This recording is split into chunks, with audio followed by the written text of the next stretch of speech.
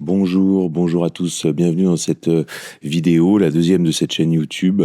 D'abord, je tenais à remercier absolument tout le monde pour le lancement, puisque nous partions d'une chaîne à 0 abonnés. La première vidéo a fait 120 000 visionnages, a dépassé les 120 000 visionnages. Donc vraiment, merci à tous, merci pour vos encouragements. Merci pour vos retours et n'oubliez pas de vous abonner. Alors notre actualité, c'est aussi la publication de la lettre, hein, donc la lettre qui passe en format tout numérique, puisque nous n'avons pas le droit d'avoir une société en France, en tout cas nous ne pouvons pas en avoir du fait que nous n'avons pas de compte bancaire. Donc voici le dernier numéro paru, donc c'est une lettre de 8 pages qui est distribuée en format PDF et qui traite de l'actualité française et internationale. Donc d'abord à travers une grande enquête, cette grosse enquête dans ce numéro est consacrée à Stéphane Sidbon-Gomez, nous y reviendrons brièvement. Ensuite nous avons 2 pages sur l'actualité du pouvoir, une page sur les groupes de pression, une page sur l'actualité des médias, et enfin la dernière page, la 8e, consacrée à l'actualité sous un angle politiquement incorrect, sous l'angle de la censure. Alors voilà, donc pourquoi Stéphane Sidbon-Gomez? Alors Stéphane Sidbon-Gomez, c'est un personnage qui est complètement inconnu du grand public. Je pense que si vous faites un radio-trottoir, personne ne le connaît, et qui a été brièvement et partiellement mis en lumière par la commission d'enquête parlementaire sur l'audiovisuel public, animée par le député ciotiste Charles-Henri Aloncle. Alors, Stéphane Sidbon-Gomez, c'est le bras droit de Delphine Ernotte. C'est le directeur des programmes et des antennes de France Télévisions. Son paramètre d'action vient encore d'être élargi et il est totalement inconnu du grand public. On pourrait dire que le cerveau de Delphine Ernotte s'appelle Sidbon-Gomez. On ne comprend rien à Delphine Ernotte si on ne connaît pas Stéphane Sidbon-Gomez. Il a un rôle, alors si on prend à l'étage au-dessus, qui serait comparable à celui de Jacques Attali auprès de François Mitterrand, et puis si on prend à l'étage en dessous, comparable à celui de Patrick Cohen auprès de cette pauvre Anne-Elisabeth Lemoine dans l'émission C'est à vous. Vous voyez, c'est un personnage de l'ombre central et qui fait office de tour de contrôle. Alors au cours de la commission d'enquête parlementaire, a été soulevé qu'il venait pas du tout de l'audiovisuel ni du journalisme, mais qu'il venait du militantisme, puisque avant d'être le bras droit et l'homme de l'ombre et l'éminence grise de Delphine Ernotte, il avait été, dans un rôle analogue, le bras droit de Cécile Duflot chez Europe Écologie Les Verts. Alors, c'est plutôt un vert, ce qu'on appelle pastèque, c'est-à-dire un vert à l'extérieur, rouge à l'extérieur, puisqu'en fait, il a commencé à la Ligue communiste révolutionnaire et il vient d'un milieu, de par sa famille, qui raconte, hein, sa famille raconte tout un pan de l'histoire de la gauche française, puisqu'il est le petit-fils, effectivement, de Guy Sidbon, qui a été un pilier du Nouvel Observateur et qui, comme beaucoup de juifs du Maghreb, a d'abord été d'extrême gauche, puisqu'il était au Parti communiste tunisien, militant pour l'indépendance, puis après l'indépendance, il s'est installé en France. Et puis, au fur et à mesure des années, il s'est rapproché des positions néoconservatrices, se rapprochant notamment de la rédaction de Causeur, d'Elisabeth Lévy, ce qui explique d'ailleurs pourquoi Causeur est aussi complaisant avec Stéphane Sidbon-Gomez. Donc, on a déjà toute cette histoire-là d'une gauche avec une dimension très communautariste, communautaire. Et d'ailleurs, Stéphane Sidbon-Gomez, comme directeur des antennes et des programmes de France Télévisions, bien qu'il soit très marqué à gauche, au moment des bombardements de Gaza, a jugé bon de rediffuser Shoah de Claude Lanzmann sur les antennes de France Télévisions. Donc là, c'est bien pour nous dire que Gaza, c'était pas un génocide et que, comme nous avait expliqué Sibeth Ndiaye, en fait, il y a un copyright. Alors, qu'est-ce qu'on retient de Delphine Ernotte, donc de Stéphane Sidbon-Gomez? On retient cette fameuse phrase prononcé dès son arrivée à France Télévisions il y a maintenant plus de 10 ans, en 2015, qui était de dire qu'on avait une télévision d'hommes blancs de plus de 50 ans et qu'il fallait s'en débarrasser. Bon, quand vous dites homme blanc, de plus de 50 ans. C'est-à-dire vous avez homme et vous avez blanc. Donc vous êtes dans la définition radicale, en fait, du sexisme et du racisme. Et donc s'en est suivi effectivement pendant toutes ces années une purge qui a touché nombre d'animateurs connus comme Tex, Patrick Sébastien, Julien Lepers. D'ailleurs, purge dont on peut s'étonner qu'elle n'ait pas touché ni Nagui, ni Michel Drucker, ni Patrick Cohen. Alors est-ce qu'on n'aurait pas là un exemple du véritable racisme systémique et du vrai sexisme systémique avec une dimension donc de sadisme dans cette direction de France Télévisions, puisque effectivement, faut voir la moyenne d'âge des téléspectateurs de France Télévisions. On est à plus de 60 ans, entre 55 et 65 ans. Donc techniquement, c'est une télévision qui tourne dans les EHPAD avec des petits vieux qui regardent Tex à 11h, enfin qui regardaient Tex à 11h, Julien Lepers, c'est Question pour un champion à 18h, et Patrick Sébastien le samedi soir. Et ben, ces petits vieux qui avaient leurs petites habitudes, on leur a dit niette. Donc là, il y a quelque chose qui relève quand même du sadisme. Et surtout, à travers Stéphane Sidbon-Gomez, on retrouve cette articulation, je dirais, d'une certaine extrême gauche trotskiste libertaire avec le grand capital financier à travers la relation de dépendance qui a été mise en lumière par la commission d'enquête parlementaire récente, qui est cette interdépendance entre France Télévisions et les sociétés de production, et en particulier Media One, donc la société de production présidée par Pierre-Antoine Capton, et dont les actionnaires sont Xavier Niel, principalement Xavier Niel et Mathieu Pigasse. Alors, ce qui est intéressant, bon, Niel est évidemment très proche d'Emmanuel Macron, mais Niel est aussi surtout un libertaire qui a été condamné pour proxénétisme et qui est une vieille relation en fait du père de Stéphane Sidbon-Gomez, qui s'appelle Michel Sidbon, qui est un militant anarchiste libertaire dans la mouvance autonome, ce qu'on appelle la mouvance autonome.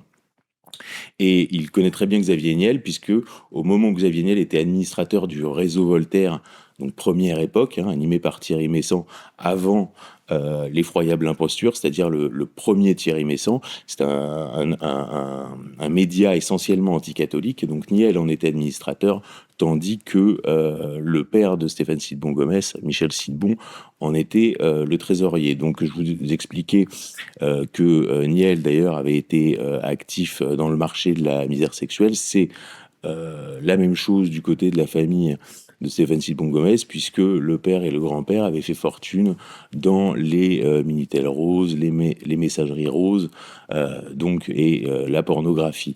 Donc vous avez ce côté-là, avec un financement de la presse pour ce qui est du père, donc à travers évidemment le réseau Voltaire, mais aussi d'autres organes de presse, et un militantisme qui va se trouver. Le père de Stéphane Sidbon-Gomez, Michel Sidbon, a été président d'un petit parti qui s'appelait Cannabis sans frontières, et est un militant immigrationniste, puisque sa librairie qui est située dans le quartier de Belleville est une plaque tournante des associations de soutien à l'immigration. Donc là, vous avez pornographie, drogue, immigration. Donc vous avez toute cette gauche profondément destructrice, profondément anticatholique et profondément anti-française. Pour ce qui est de Mathieu Pigasse, qui sort du bois en ce moment, je rappelle qu'il est banquier quand même chez Centerview, donc une banque américaine, et qui s'occupe de la restructuration des dettes aux États. Donc en fait, on est vraiment dans le pire du capitalisme, c'est-à-dire que ça renvoie carrément à la livre de chair de Shylock dans Le Marchand de Venise. Et comme ce sont des métiers, la banque d'affaires, que ce soit les fusions, acquisitions, le M&A, qui sont des métiers qui en fait sont du parasitisme social et qui sont rémunérateurs mais peu gratifiants au niveau de l'ego. Mathieu Pigasse s'invente par l'argent un CV de pape de la contre-culture via Radio Nova, les Inrocks, etc. Donc c'est toujours, on retrouve beaucoup ça chez les banquiers d'affaires, comme c'est une vie un peu vide de sens, on s'invente une vie. Donc il s'invente une vie de pape, effectivement, de la contre-culture, et il s'encanaille avec Radio Nova et les Inrocks, exactement comme Grégoire Chertok chez Rothschild, c'est entiché de devenir un des parrains du cinéma en rachetant les cahiers du cinéma. Donc cette relation en fait, entre une certaine extrême gauche et un certain capital, si vous voulez, c'est cette relation qu'on avait déjà du temps du Monde à l'époque, où le Monde était contrôlé par Edwy Plenel, donc l'extrême gauche, avec Alain Minc, c'est-à-dire un homme des Rothschild. Toujours cette relation contre-intuitive entre une certaine extrême gauche trotskiste libertaire et le grand capital qui va se retrouver sur un agenda, effectivement, de destruction des nations, en particulier européennes, et du catholicisme. Et surtout, derrière Media One, vous avez Pierre-Antoine Capton, Xavier Niel et Mathieu Pigasse, mais vous avez surtout un fonds américain très très important, des plus gros fonds américains de la Terre, qui s'appelle KKR, et qui est présidé par Henri Kravis.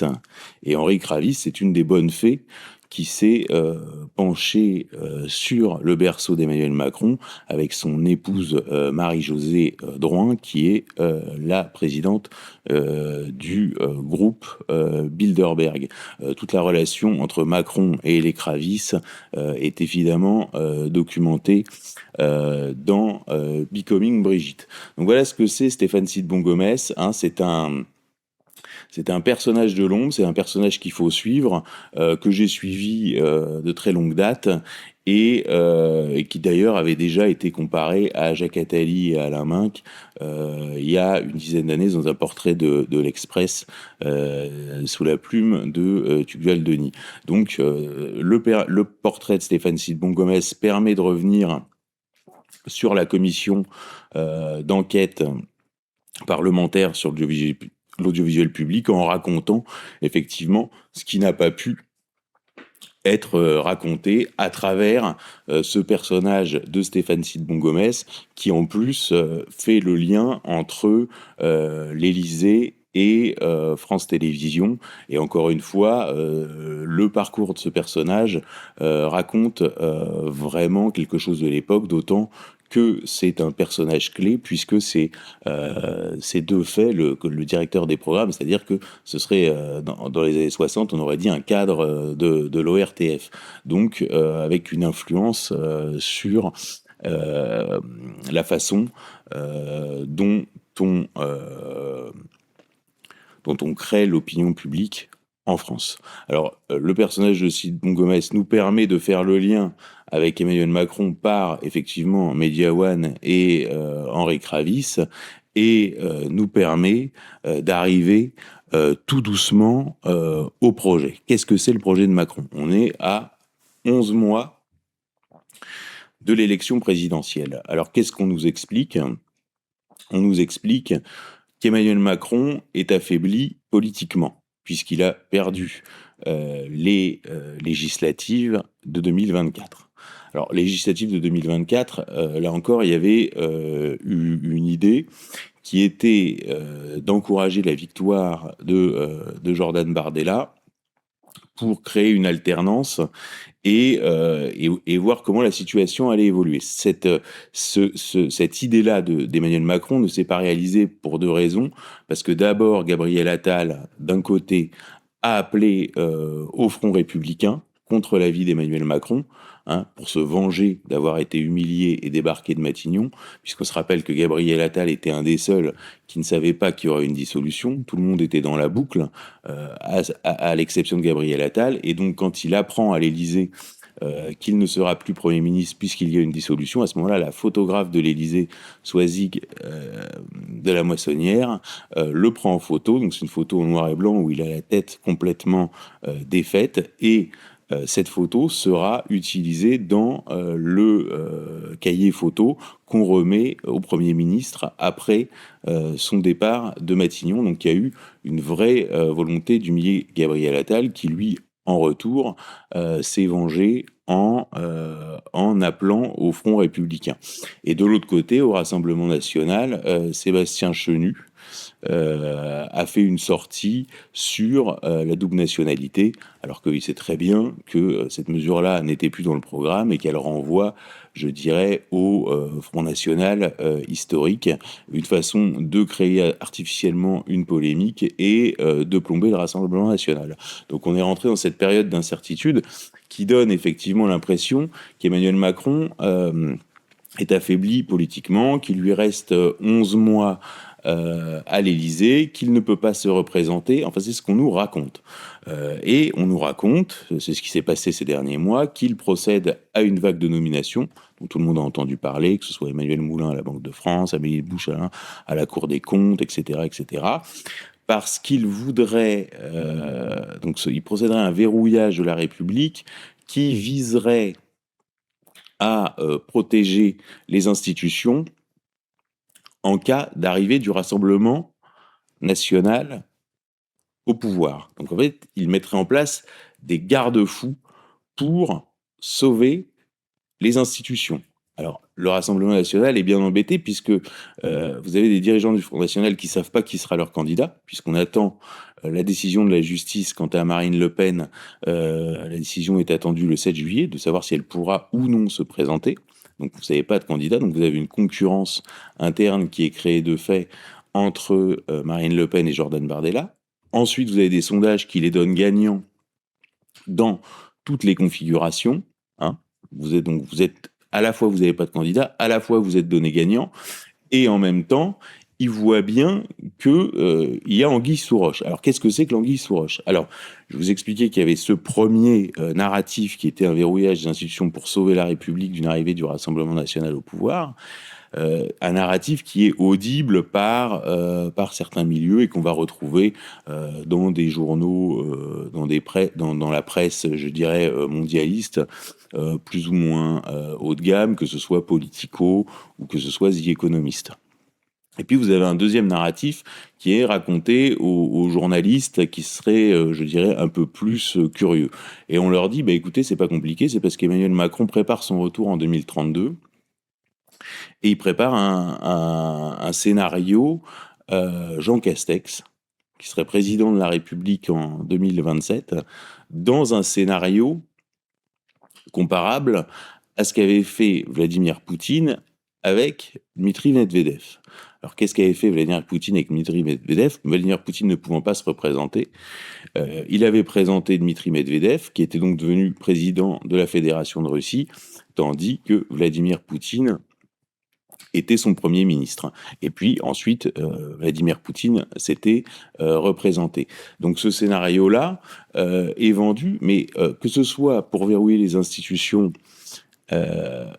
parce que l'arrivée du RN serait actée, ou en vue d'un scénario Poutine-Medvedev, dans les deux cas, on officialise en creux le fait que nous sommes passés dans une démocratie illibérale, voire qu'il n'y a même plus de démocratie du tout. Puisque si les gens votent Rassemblement national et qu'ils ont envie d'un candidat Rassemblement national et d'une politique de redressement national, on ne voit pas pourquoi il faudrait empêcher cette politique d'être appliqué. Et puis, si on nous dit, écoutez, on va faire comme Vladimir Poutine avec Dmitri Medvedev, ça veut dire, regardez, parce que toute la journée, on nous explique que Vladimir Poutine est un dictateur. Donc, si on nous dit, regardez, c'est finalement Emmanuel Macron veut faire comme Vladimir Poutine, ça veut dire qu'on officialise en substance qu'Emmanuel Macron est un dictateur. Donc, il faut bien comprendre les messages qu'on envoie. Le Rassemblement national est aussi tétanisé, puisqu'il voit bien qu'il y a une montée des tensions avec la Russie, et qu'il ne peut pas adopter ses dirigeants n'ont pas l'envergure pour adopter une politique, un discours franchement pacifiste, puisqu'ils sont terrorisés par le discours qui leur serait opposé, qui est celui comment on finit les pacifistes d'avant-guerre, avant la Seconde Guerre mondiale. Les pacifistes d'avant-guerre sont des antisémites. Un pacifiste, c'est un antisémite. C'est le fameux... et puis, à minima, ce serait l'esprit munichois. On voit bien cet argument qui est sans cesse repris par le Parti de la guerre, en particulier par Bernard-Henri Lévy. Donc, on voit bien qu'on a... tout le monde ressent que ces histoires de Rassemblement national en 2027, de toute façon, c'est fait, et il faut faire quand même attention ou de scénario, Jean Castex, qui voit honnêtement, sérieusement, 2 minutes, Jean Castex à l'Élysée avec Emmanuel Macron, Premier ministre. Parce que c'est ça le scénario Medvedev-Poutine. Personne. Et tout le monde ressent qu'il y a autre chose. Alors je vais essayer de présenter des éléments fondamentaux pour appréhender ce problème et à essayer d'avoir une lecture claire des choses à un an de la présidentielle. D'abord, on va rappeler qu'il s'est produit quelque chose en février, qui est la diffusion des mails d'Epstein entre novembre 2025 et février 2026. Les mails d'Epstein. Dans ces mails d'Epstein, un interlocuteur présente Emmanuel Macron à Jeffrey Epstein, le décrit, en lui expliquant, alors l'interlocuteur est bifeux, c'est un interlocuteur mystère, mais Emmanuel Macron est présenté à Jeffrey Epstein comme celui qui doit diriger l'Europe, peut-être même le monde. Voilà.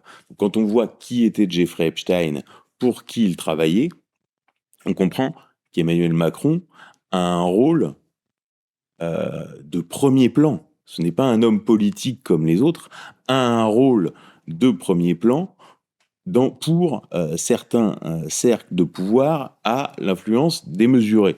Je citais tout à l'heure Henri Kravis à la tête de KKR. On pourrait également citer les Rothschild, puisque Emmanuel Macron a lui-même déclaré au sujet de David de Rothschild, David de Rothschild, je suis sa couverture, je suis son edge, exactement comme Jeffrey Epstein expliqué à Peter Thiel.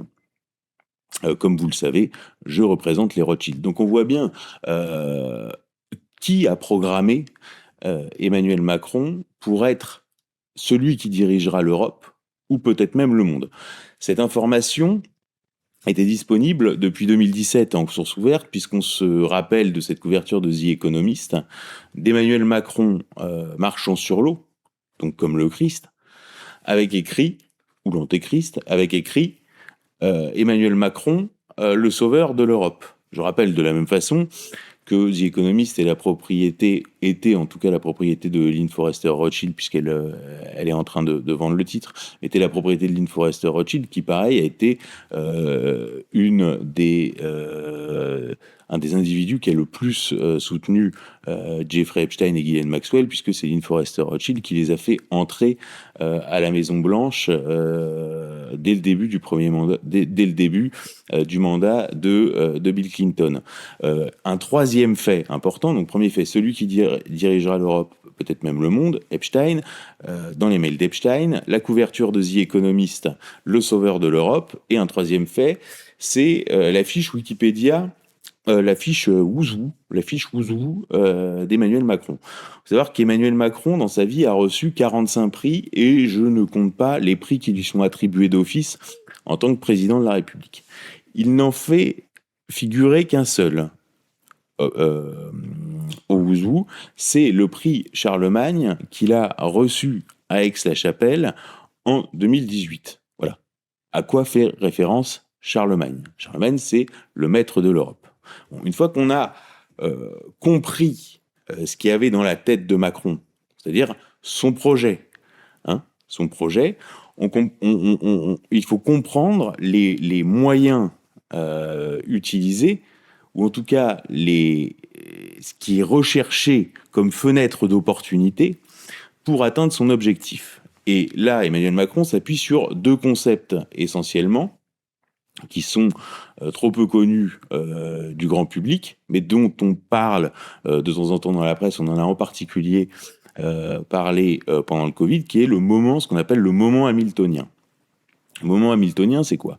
C'est le secrétaire des États-Unis, ça fait référence au secrétaire d'État des États-Unis d'Amérique, Alexander Hamilton, qui a réalisé la fédéralisation des États-Unis par la dette. Moment hamiltonien. Le deuxième concept, c'est le moment bismarckien. Le moment bismarckien, ça fait référence à Otto von Bismarck, qui est le chancelier qui a réalisé l'unité allemande par la guerre. Voilà. Donc, la première idée reçue dont il faut se débarrasser si on veut comprendre le projet d'Emmanuel Macron, c'est Emmanuel Macron a ruiné la France. Nous avons plus de 3 000 milliards d'euros de dettes. C'est une idée qui, pour quelqu'un de bon sens, serait juste. Mais pour Emmanuel Macron, il faut bien comprendre que la dette, c'est pas un problème, c'est le moyen. D'ailleurs, on vient de nommer à la tête de la Banque de France Emmanuel Moulin, qui s'est occupé du Trésor entre 2020 et 2024. Je vous invite à regarder sur Internet la dette sous cette direction du Trésor a augmenté de centaines et de centaines la dette publique de la France a augmenté de centaines et de centaines de milliards d'euros. J'ai trouvé plusieurs évaluations, c'est-à-dire que les centaines de milliards de dettes publiques en France, c'est un peu comme la démographie à Kinshasa, c'est un peu au doigt mouillé, quoi. On a un peu de mal à avoir des chiffres très précis. En tout cas, c'est un bilan très impressionnant en matière de dette, suite à quoi Emmanuel Moulin avait été nommé secrétaire général de l'Élysée, parce que nous dit-on, il imite très bien Nicolas Sarkozy et que ça faisait rire Brigitte. Et donc là, on l'a nommé, du coup, à la tête de la Banque de France. D'ailleurs, au niveau économique, ce qui n'est pas très important, c'est pas la tête de la Banque de France ou la Cour des comptes. Enfin, c'est une nomination importante, évidemment, mais pour Emmanuel Macron, ce qui vise, c'est le poste de chef économiste de la BCE, puisque lui, en fait, veut faire passer les eurobonds. C'est ce qu'il a proposé aux Allemands au mois de février, mais les Allemands n'en ont pas voulu. Donc, en fait, c'est effectivement réaliser l'Europe fédérale par la dette, donc ces eurobonds.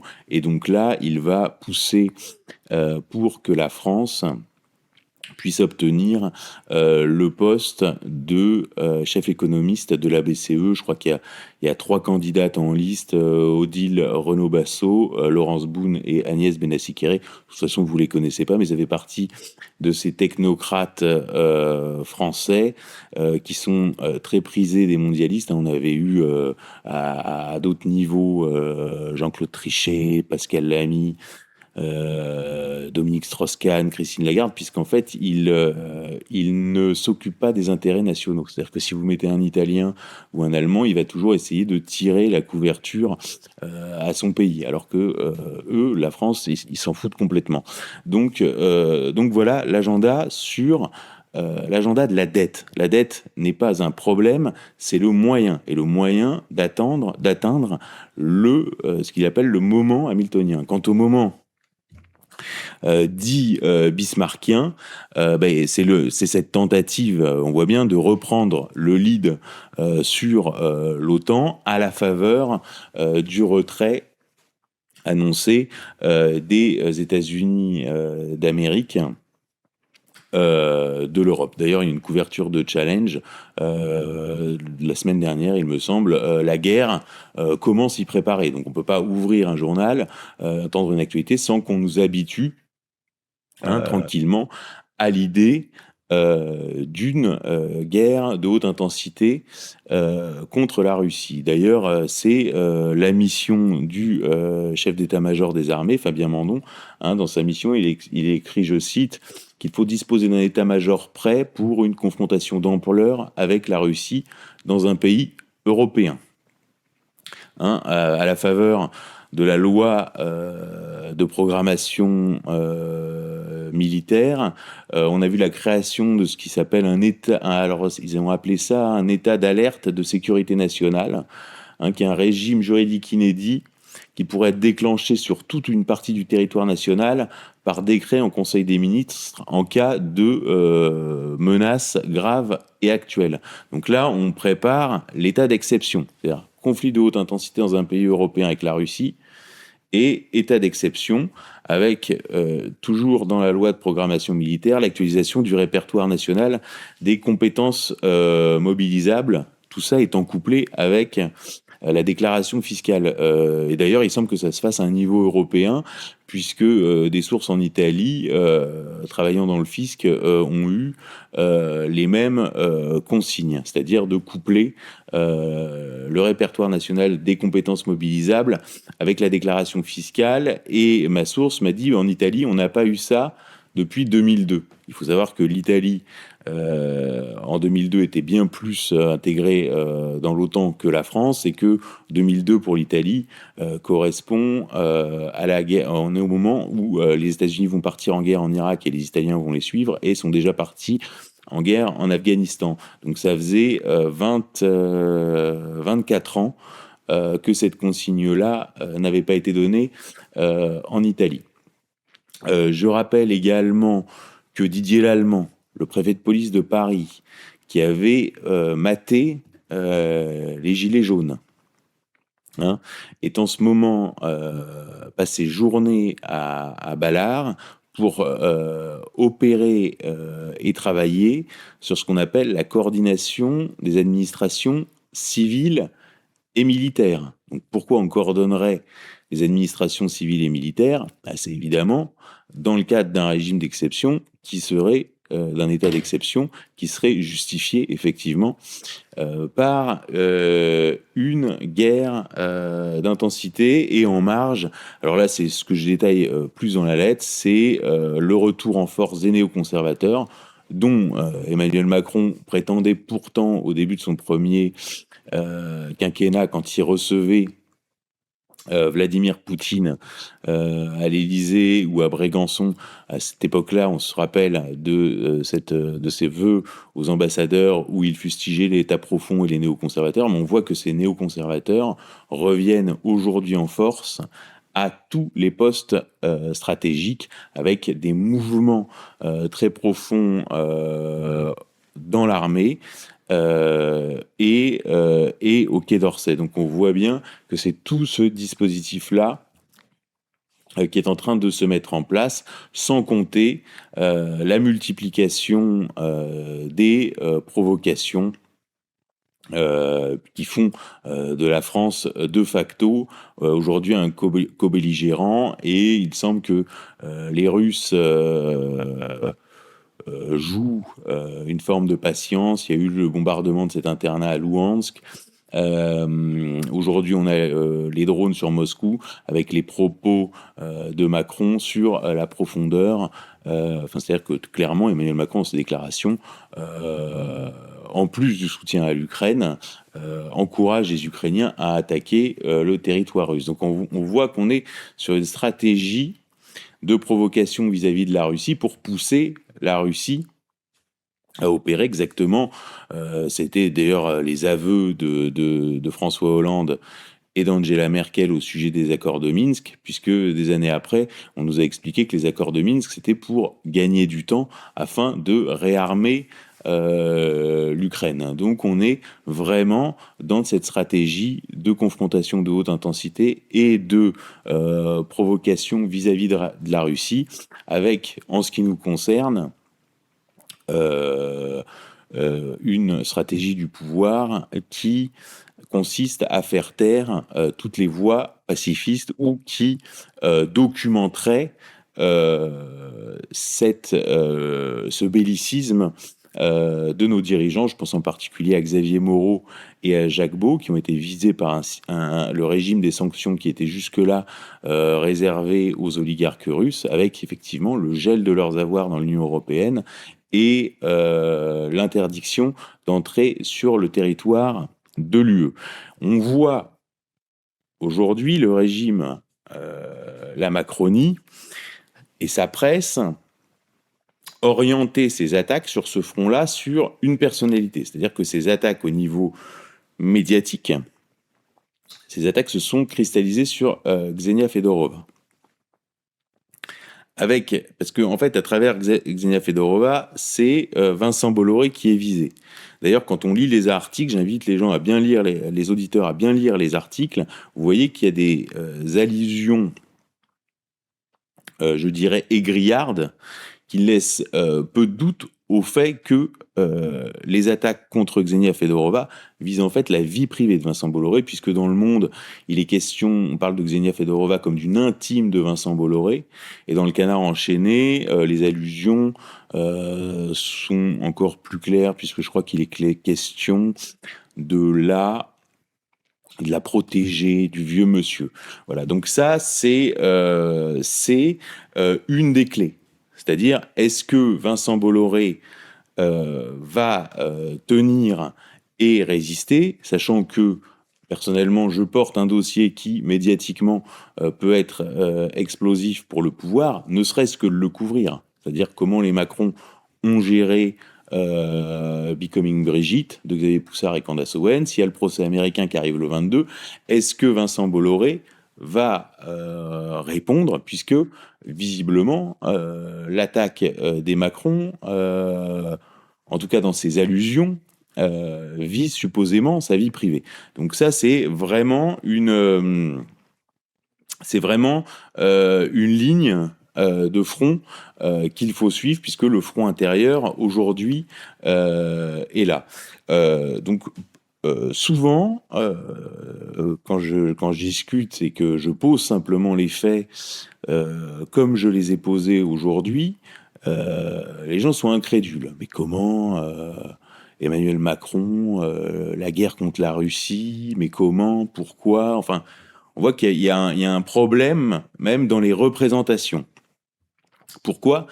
Parce que Emmanuel Macron est un personnage ridicule. Et donc, en fait, il y a cet écart. D'ailleurs, si on croit l'histoire officielle qui nous est racontée au sujet d'Emmanuel Macron, on croit que en fait Emmanuel Macron c'est Aignan dans Le Petit Nicolas. C'est-à-dire que c'est le premier de la classe et que les Français le détesteraient parce que il serait un élève modèle. Or, si on comprend Becoming Brigitte, on comprend qu'en fait Emmanuel Macron est un marginal, est un transgressif absolu. Et cette dimension ridicule du personnage renvoie quand même à l'idée du 18 Brumaire de Louis Bonaparte de Karl Marx, où en fait Karl Marx fait la comparaison entre le 18 Brumaire de Napoléon et le 18 Brumaire de son neveu, enfin le coup d'État de son neveu. Et il dit, répondant à Hegel, que l'histoire se répète deux fois, la première fois comme une tragédie, comme une grande tragédie, et la deuxième fois comme une farce sordide. Et il semble que Marx ait eu de l'avance et que la farce, ce n'était pas Napoléon III. La farce, visiblement, c'est Emmanuel Macron, puisque là, on a, pour le coup, la volonté d'entrer en confrontation directe avec la Russie, la volonté d'être le maître de l'Europe, peut-être même du monde. Pourquoi s'arrêter en si bon chemin ? Et en même temps, Emmanuel Macron revendique la dimension eschatologique de son personnage. Je voyais que le sujet sur lequel j'avais fait ma précédente vidéo, La fabrique du mensonge de France 5, avait tourné en ridicule Bertrand Scholler, parce que Bertrand Scholler, lui, a une analyse eschatologique du quinquennat, ou en tout cas du règne d'Emmanuel Macron. Mais ce n'est pas Bertrand Scholler qui pose son action sur le plan eschatologique. Je veux dire, quand Emmanuel Macron, devant des journalistes du Financial Times, dit la bête de l'événement est là, il est clairement dans une référence à l'Apocalypse ou au livre de la Révélation, comme disent les anglo-saxons. Donc lui, Emmanuel Macron, se voit un rôle eschatologique et un destin impérial. Donc c'est pour ça que c'est un homme dangereux. Et encore une fois, la dangerosité du personnage et son ridicule ne sont pas antinomiques. Et comment on résout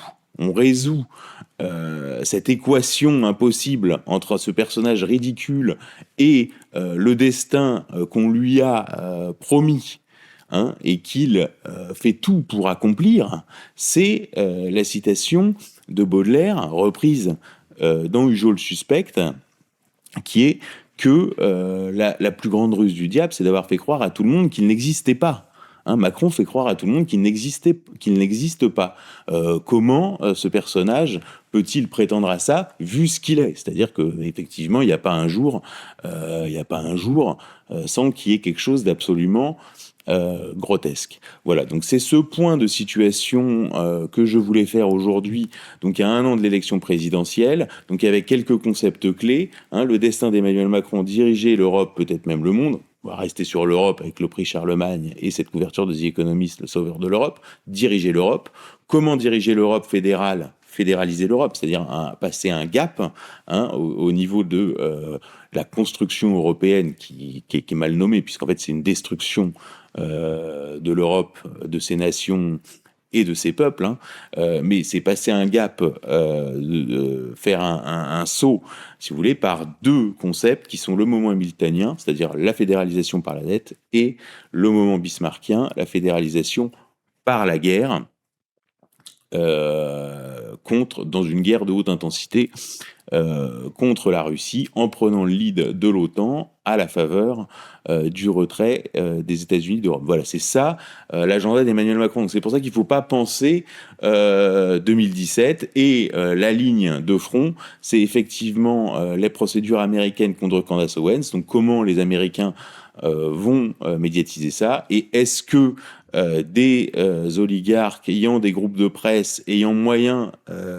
d'alimenter des campagnes de presse et qui, se trouvant attaqués sur leur vie privée par ce régime, exactement comme François Fillon avait été attaqué sur Pénélope, avec en sous-texte, hein, des grosses allusions sur Joël Le Teul, etc. Je me rappellerai toujours de ce long papier de Claude Askolovitch, papier de commande évidemment dans Vanity Fair, revenant sur la relation entre François Fillon et Joël Le Teul, homosexuel bien connu, et est-ce que les ouailles de François Fillon, cette France de la manif pour tous et du fascisme en Lodène, connaît cette histoire de François Fillon avec Joël Le Teul. Donc il y a toujours cette attaque sournoise des Macron sur la vie privée, que ce soit François Fillon hier, que ce soit Vincent Bolloré aujourd'hui.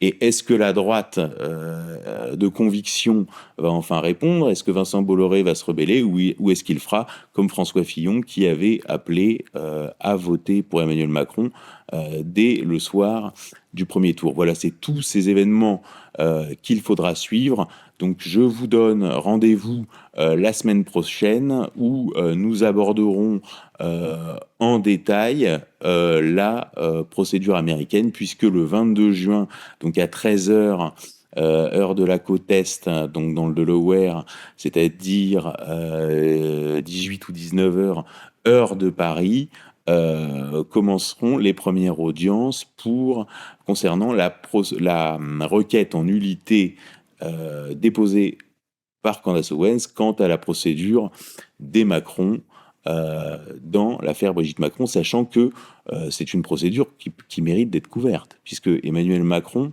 et Brigitte Macron sont tous deux parties civiles. Donc les Macron portent plainte contre une journaliste podcasteuse américaine, qui est une journaliste américaine podcasteuse de premier plan, puisqu'elle elle a des records d'audience. Je crois que le top 3, c'est Tucker Carlson, Joe Rogan et Candace Owens. Donc cette affaire mérite effectivement d'être couverte, sachant que, comme je l'ai toujours dit, il n'y a que ça qui les emmerde.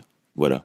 Donc c'est le message que je voulais faire passer, et tirer aussi la sonnette d'alarme sur ce qui nous attend. Sur ce, je vous souhaite une bonne soirée, et je vous dis à la semaine prochaine.